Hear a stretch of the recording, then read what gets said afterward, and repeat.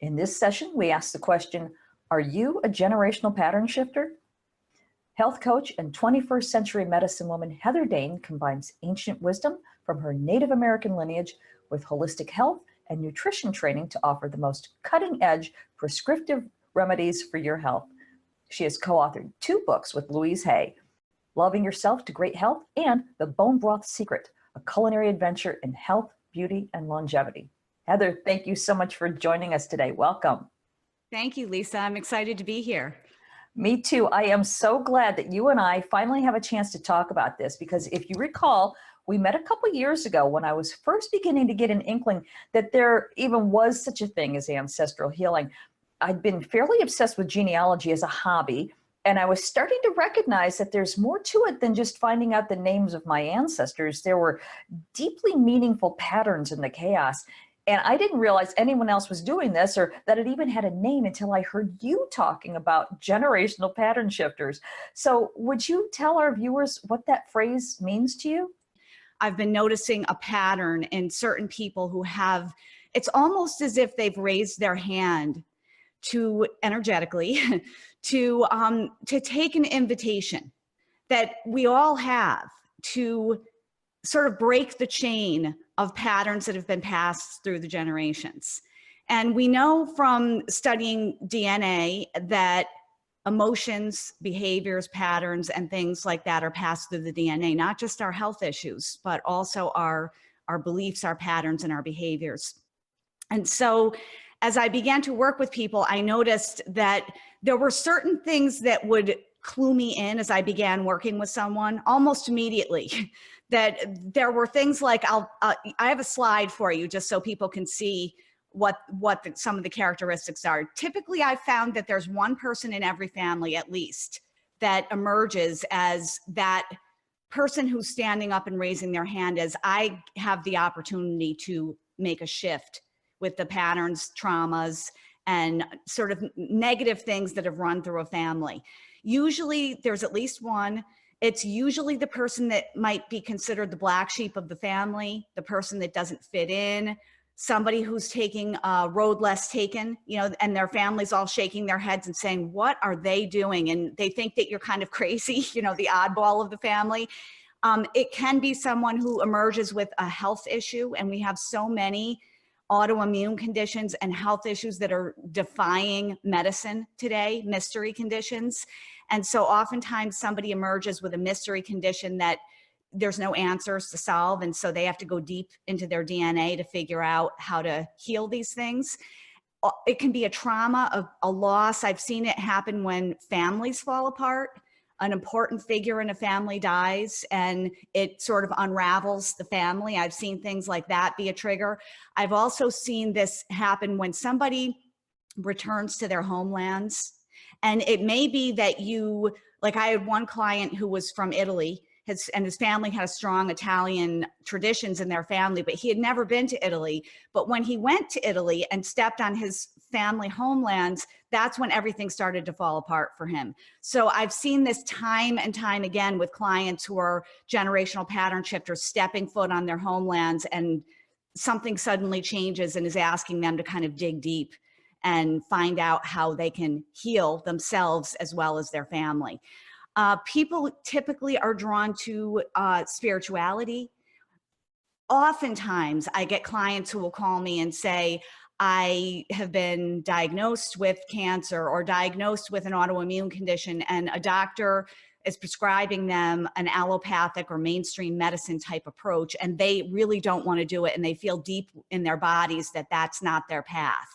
And so oftentimes these folks are attracted to alternative forms of healing, complementary healing, alternative health, nutrition, things like that, and other ways, because those are the things we know today actually heal the DNA.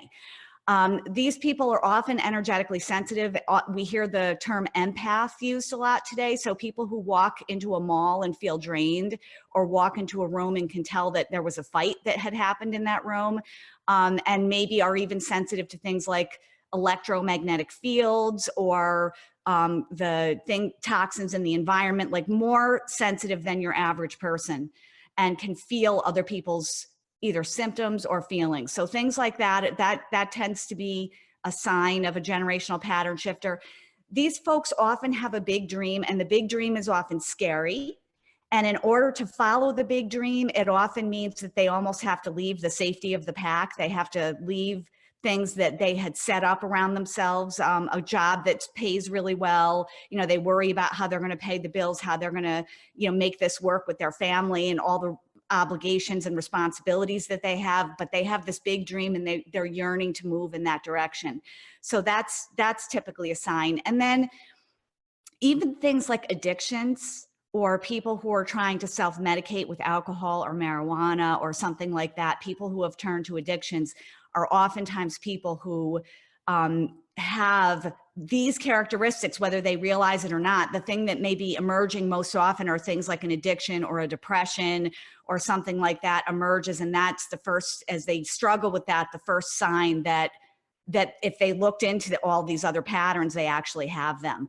So these are, it's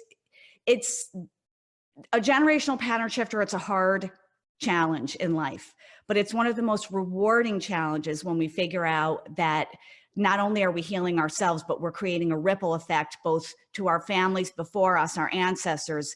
We're freeing them up. We have the opportunity to free them up from the challenges that they've had when they were living, and we're having an opportunity to free up future generations. And even if you don't have children, you have the opportunity to go out into the world and just through your example of shifting yourself, start to have a ripple effect on the people around you. Wow. Looking at that list and hearing you talk, it's like you've been following me around my entire life, because you totally nailed it. And that's why I wanted to talk to you today, because I heard you just sort of talking, just touching the surface. So let's drill down here.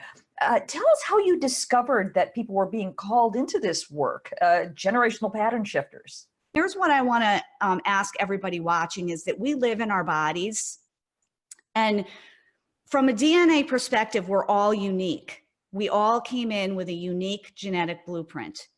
And so there is no one size fits all solution. And I found this after going through 16 years of my corporate life and being really stressed out and working really hard.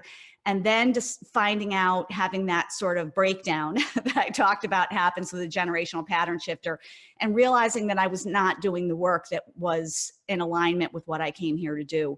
And I began admitting to the fact that since I had been studying nutrition in college and studying medical journals from high school on to try to figure out what was going on with my body from head to toe, I admitted the fact that what I really wanted to do and what really mattered to me was health, wellness, and helping people understand their unique path in life and how they uniquely heal. So that kind of is the thing that was sort of brewing in me my whole life. And I think if all of us go back and think about the patterns that we've had through our lives, there's probably unique experiences in the family and in your life that have been brewing underneath the surface that are kind of giving you clues as to what you really want to do and what you really came here to do. And for me, I finally admitted it was health and wellness. And I ended up studying to become a health coach. And I started to study genetics because I had been diagnosed with an incurable, untreatable genetic condition. And while typically people like me would have to have a lot of surgeries to fix tendons and, shore things up and to fix the digestive system, I wanted to find out about this new and emerging science called epigenetics. And I've got a couple of slides I wanted to show people, because I may talk about things that have words that probably a lot of you have heard them before, but just in case. So what I learned when I learned about the field of epigenetics, which is a field of science that emerged after the Human Genome Project, which started in the 1990s. Prior to this project, and even in the beginning of this project, people believed that our genetics were our destiny. And so when I walk into a doctor's office and I'm told I have an incurable, untreatable genetic condition, go home, there's nothing we can do for you. It's really devastating. After menopause, you could start really falling apart. I get these terrible things said. And then I find out that over a 10-year period of time, scientists from all over the world participated in this Human Genome Project. And what they found is that our genetics are actually not our destiny.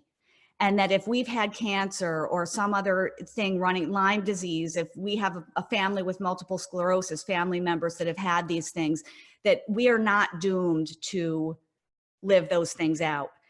And the study of epigenetics also found, and we don't see these studies a lot because there's nobody who can make money from them. You know, usually it's only the drug companies that can make money from these studies. So those are the ones we see a lot.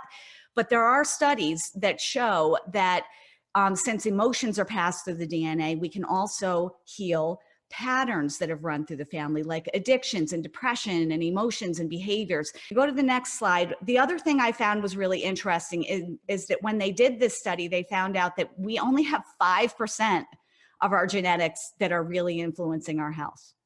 And what epigenetics means is that there's something above the genes that actually dictates our health. And a lot of people probably learned this with Bruce Lipton and some other teachers.